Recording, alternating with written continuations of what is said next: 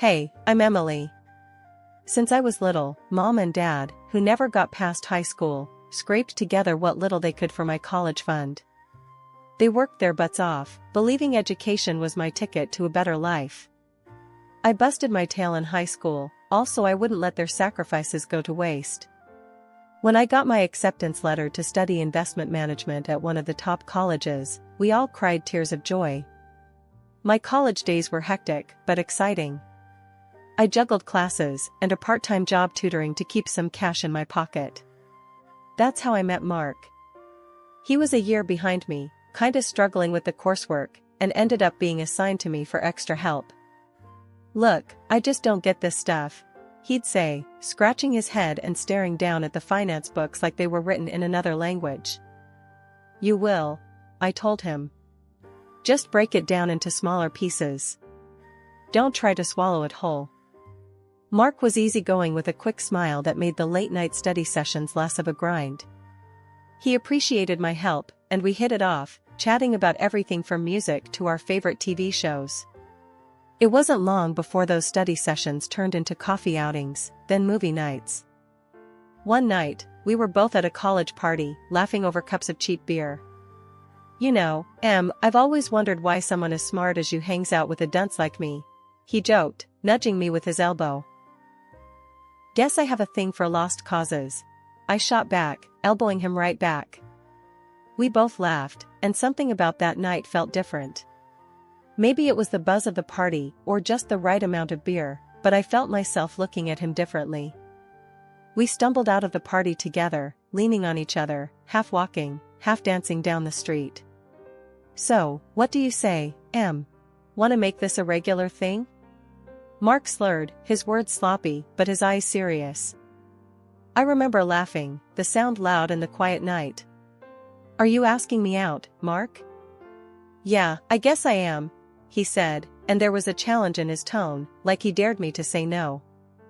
"Alright, you've got yourself a deal," I replied, and we shook on it, sealing our goofy pact with a high five that turned into us holding hands as we walked. Things with Mark felt natural, easy, like slipping into an old, comfortable pair of jeans. We finished college together, me with my degree that was supposed to open doors, and him just relieved to be done. Our relationship wasn't just built on love, it was built on a deep friendship, the kind you don't find every day. After we tied the knot, things kicked off pretty well for me career-wise. I landed a killer job right out of college, thanks to my knack for numbers and a bit of hustle. The pay was good, the benefits even better. Mark, though, wasn't having the same luck. He bounced around job interviews like a pinball, each time coming home a bit more deflated than the last. One evening, I came home late to find him slouched on the couch, staring blankly at some job postings on his laptop. "Any luck today?" I asked, dropping my bag and kicking off my shoes. He glanced up, a forced smile, not quite reaching his eyes. "Nah, same old, same old. I guess I'm too stupid." "Hey, don't talk like that. You're just in a rough patch." I squeezed his hand, trying to transfer some of my optimism to him. "Look, why don't you take a break from this?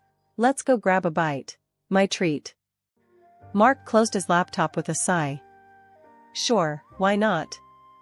Not like I've got interviews lining up or anything." We ended up at a small diner around the corner, a place we frequented when we first moved in together. As we slid into our usual booth, Mark's mood seemed to lift a bit. The waitress, a middle-aged woman with a no-nonsense attitude, came over to take our order. "The usual for you too?" she asked, popping her gum. Mark grinned. "Yeah, and keep the coffee coming, Judy. It's been one of those days." "Coming right up, hun," she shot back with a wink. While we waited for our food, I watched Mark play with the sugar packets, lining them up and knocking them down like dominoes. "You know, maybe this is a sign," he said suddenly. "Maybe I'm not cut out for these corporate gigs. Maybe I should think outside the box." I leaned in, curious. "Like what?" "I don't know, something hands-on, something real. Not just shuffling papers and pleasing bosses." "You'd be great at that," I said, meaning every word. You're good with people, Mark. Maybe something in sales? Mark chuckled, his eyes lighting up a bit. That might be a good idea. The conversation drifted as our food arrived, but I could tell something had sparked in Mark. For the first time in months, he seemed to consider the possibilities rather than dwell on the failures. It took a good while, but finally, he snagged a position. Not the dream job by any stretch, and the paycheck? Well, it was nearly half of what I was pulling in. I didn't mind the disparity, I was just glad he found something. But Mark, he took it hard. You could see it ate at him, being the one who brought less to the table. I just never thought I'd be the one being supported, he admitted one night, his voice low, almost drowned out by the hum of the microwave in our tiny kitchen. Hey, it's us against the bills, not you against me. I tried to reassure him, passing him a beer. We're a team, right? Yeah, a team, he echoed, but his half-smile didn't reach his eyes. Over time, though, he seemed to get used to the setup. The weight of paying rent, groceries, and everything in between fell on my shoulders, and I handled it without a fuss. I even splurged on him now and then, fancy gadgets, the kind of clothes he wouldn't buy for himself. Mark got cozy with this arrangement, real cozy. Started pointing out stuff in stores, saying, "Hey, that would look great on me, huh?" I laughed it off, clouded by love, thinking this was just playful banter between us. My colleagues at work saw it differently. He's getting a bit too comfortable, don't you think? They'd hint after I shared stories over lunch. I shrugged off their concerns, figuring they just didn't see the full picture of our marriage. He's been through a rough patch, it's my turn to spoil him a bit. I'd defend him, keeping my tone light. Just when I thought we had our lives on a steady track, the unexpected whacked us upside the head. The investment firm where I was making waves suddenly crashed, bankrupt, out of the blue. I came home that day, my head spinning, papers from HR clutched in my shaky hands. "Mark, you won't believe what happened," I said as soon as I walked through the door. I was met with the sight of him on the sofa, gaming controller in hand, mid-game. He paused his game and looked up, brows knitted. "What's up, babe?" "The company, they're done. Bankrupt. I'm jobless." He sat up straighter, the seriousness of the situation cutting through the usual homecoming chit-chat. "What? But you were just talking about a promotion last week." "Yeah, well, so much for that." I tossed the papers on the coffee table, a mix of severance info and legal jargon. "Everything's gone to hell, just like that." Mark set his controller down and came over to me, his expression a mix of concern and disbelief. "Emily, that's crazy. What are you gonna do?" I sank into the couch, the weight of the news anchoring me down. "I don't know. I need to start looking, I guess. But who's gonna hire someone from a tanked firm? It's like I've got the plague now." He rubbed my back, trying to be the rock I needed then. "You'll find something. You're brilliant. Any company would be lucky to have you." But weeks turned into months, and every interview ended with some version of "we'll be in touch," which really meant "don't hold your breath." The rejections piled up, slamming me with doubt and worry. One evening, after yet another "thanks, but no thanks," I vented to Mark over dinner. "It's like I'm toxic, Mark. Today, one guy actually said, 'Sorry, but we can't risk someone associated with that kind of failure.' As if I personally ran the company into the ground." Mark shook his head, stabbing at his food. "That's bull. They don't know what they're missing." "Yeah, well, apparently they think they're dodging a bullet," I muttered, pushing my own food around my plate. Then the bills started to grow, a monstrous pile that seemed to taunt us from the kitchen counter. Each envelope a reminder that my savings wouldn't last forever. Mark tried to pick up extra hours, but it wasn't enough to keep up. One night, as I was crunching numbers, trying to make sense of our dwindling finances, Mark came into the kitchen, a sheepish look on his face. "So, about the bills." I didn't even look up. "What about them?" He shuffled his feet, a sure sign he was nervous. "Well, it's just, I'm not pulling in much. Maybe we should cut back some more." Maybe we could move to a smaller place? Or sell the car? I stared at him, the reality of our situation washing over me in a cold wave. We're really in it, aren't we? Mark nodded, coming over to wrap his arms around me. We'll figure it out, Em. We always do. Weeks of fruitless job hunting ground me down, each day chipping away at my savings and hope. The money was running out fast, and Mark, who had grown used to a comfortable life, now shouldered all our bills. This shift brought out a side of him I'd never seen before. One night, he exploded. "You're just sitting around all day, doing nothing. I'm out there busting my ass, and for what? To come home to a freeloader?" His words stung. Freeloader? Really, Mark? Who do you think kept us afloat all these years? I shot back, my voice sharp with hurt and anger. He just scoffed, shaking his head. "Yeah, well, past's past. What are you doing now?" "Nothing." I couldn't believe what I was hearing. This wasn't the man I married. But before I could gather my thoughts to respond, the real blow came just a few days later. I came home early to grab some documents I needed for yet another potential job lead. As I opened the door, I froze. There was Mark in our living room, cozy with a woman I'd never seen. She was draped on his arm, laughing up at him like she owned the place. Mark straightened up, clearing his throat. "This is Anna. She's going to be my wife." The woman, Anna, looked me over with a smug grin. "He needs someone young and beautiful, if he's going to spend his money. Not someone who can't even keep a job." They laughed together, a sound that burned into my memory. I felt my heart shatter, rage and disbelief swirling into a toxic cloud in my chest. Then Mark did the unthinkable. He pulled out a stack of papers from behind him. "Here, divorce papers. I think it's time you moved on, Emily." Without saying another word, I took the papers. My hands shook as I signed them, each stroke of the pen severing the last ties I had to the man I once loved.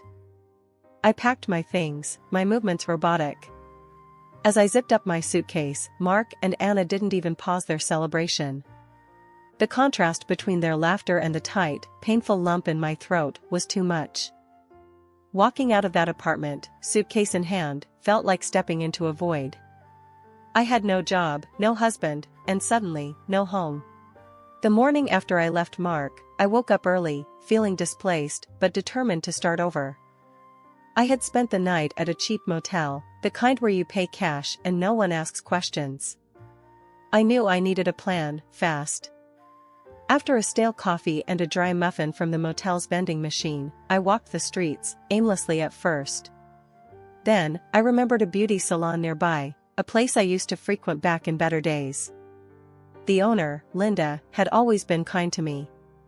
Maybe, just maybe, she had some work, anything really.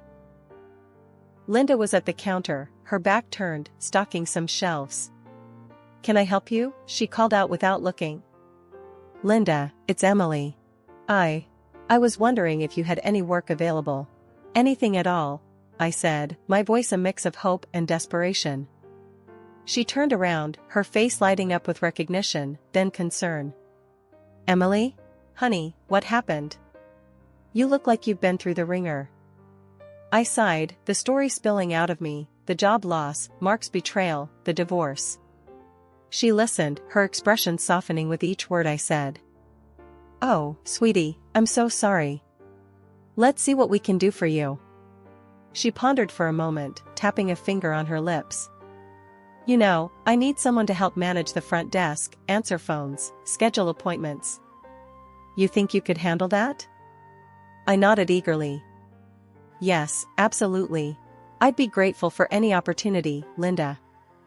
She smiled, her warm, reassuring self. "Good. Why don't you start tomorrow? We'll figure out the rest as we go.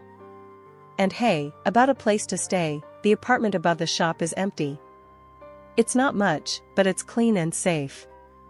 You can stay there for half the rent until you're back on your feet."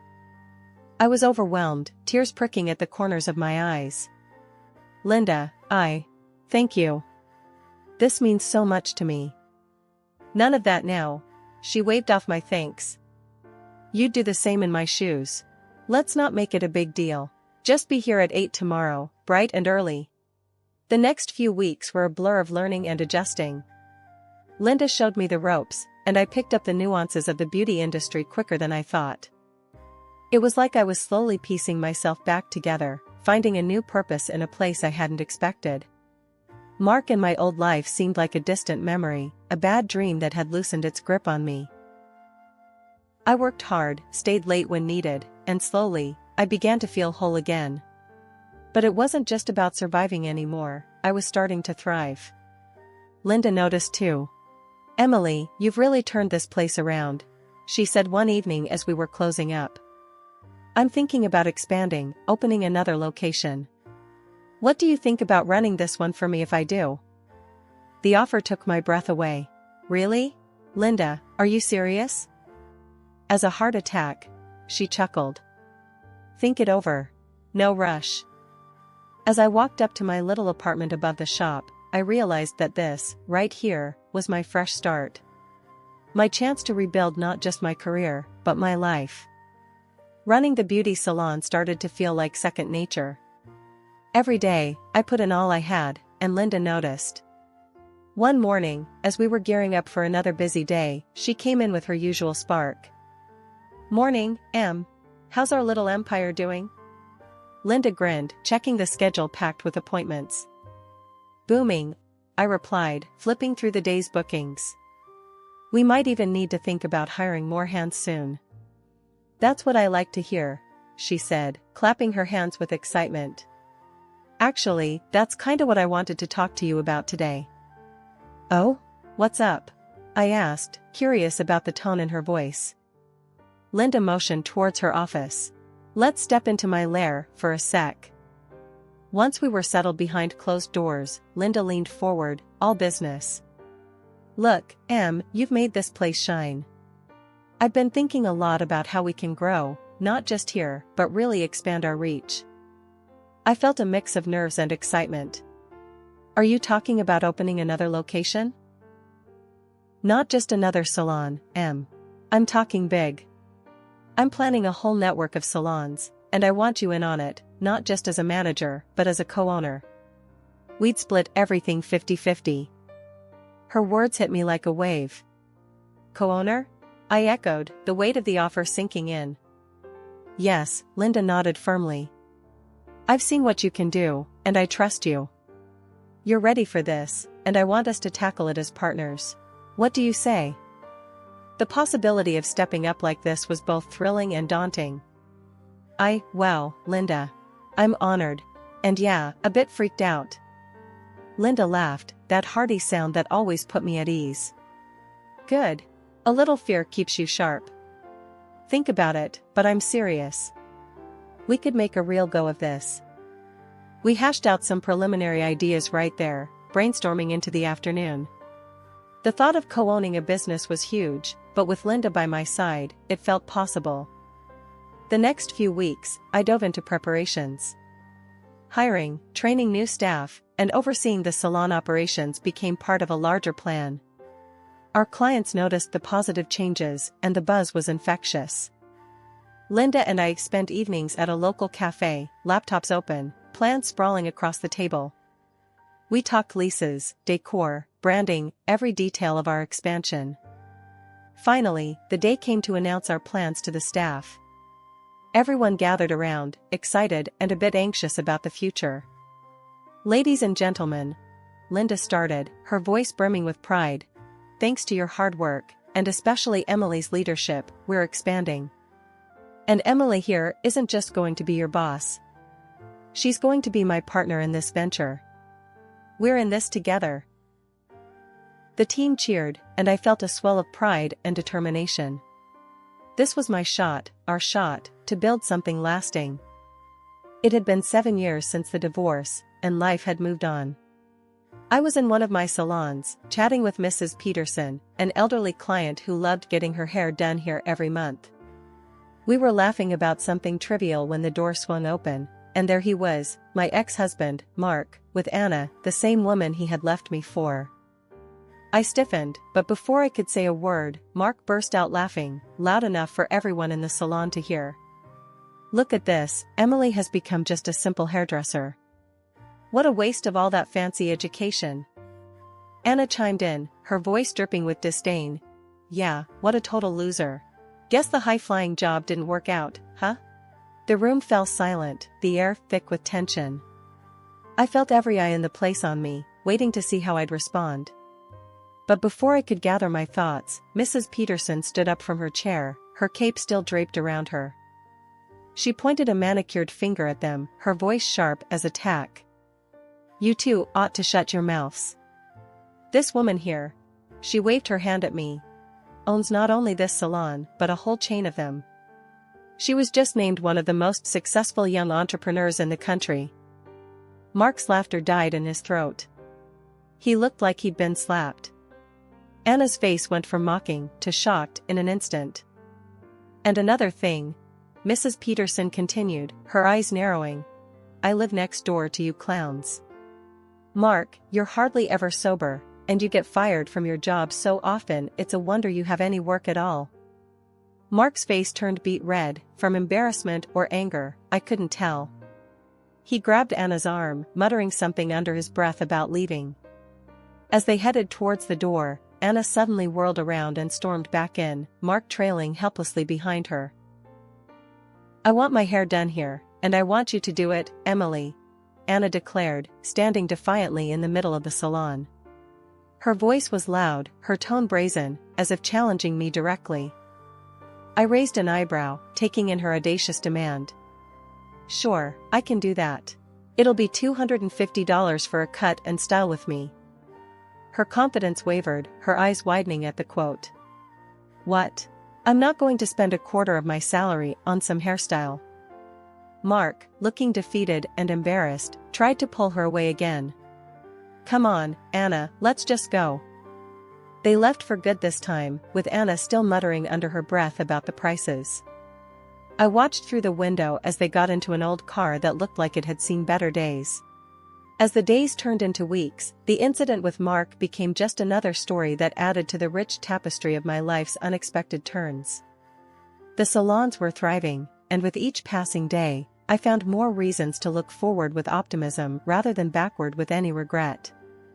One crisp morning, while I was arranging the new line of organic hair care products on the shelves, Linda strolled in, her eyes bright with what I knew was another big idea. I've been thinking about how we can expand our brand. What do you think about starting a training academy right here in the salon?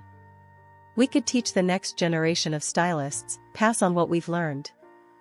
I paused, considering the idea. It was bold, like most of Linda's ideas, but it made sense. That sounds amazing.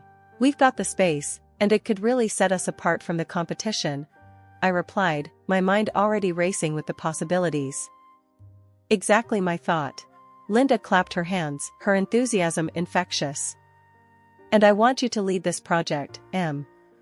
You've got the knack for this, and I trust your judgment completely. The idea of leading such a significant new venture was both thrilling and daunting, but I felt ready for the challenge. I'd love to, Linda. Really, it means a lot that you trust me with this. We spent the next few hours sketching out what the academy could look like, discussing everything from curriculum to licensing. As we talked, I realized how far I had come, from feeling defeated and alone to charting the future of a business I co-owned. Later that day, as I was tidying up after a busy afternoon, one of our regular clients, Mrs. Harper, approached me. She had been coming to the salon since we opened this location and had always shown an interest in the business side of things. Emily, I've been hearing great things about what you're planning, she began, her tone earnest. You know, my granddaughter is finishing school soon, and she's got a real passion for beauty. Maybe she could join your academy? That would be wonderful, Mrs. Harper, I said, genuinely pleased. We'd be honored to help her start her journey. Once we get everything set up, let's make sure she's one of the first students. Mrs. Harper beamed. Thank you, Emily. It's young women like you who inspire her. She talks about how you turned things around and made a success of yourself. Hearing that filled me with a warm glow of pride and a sense of responsibility. "We try to inspire where we can," I replied with a smile. That evening, as I locked up the salon, I thought about the future. There was so much potential, so much yet to achieve. The road hadn't been easy, but every challenge had strengthened me, every setback had taught me something valuable.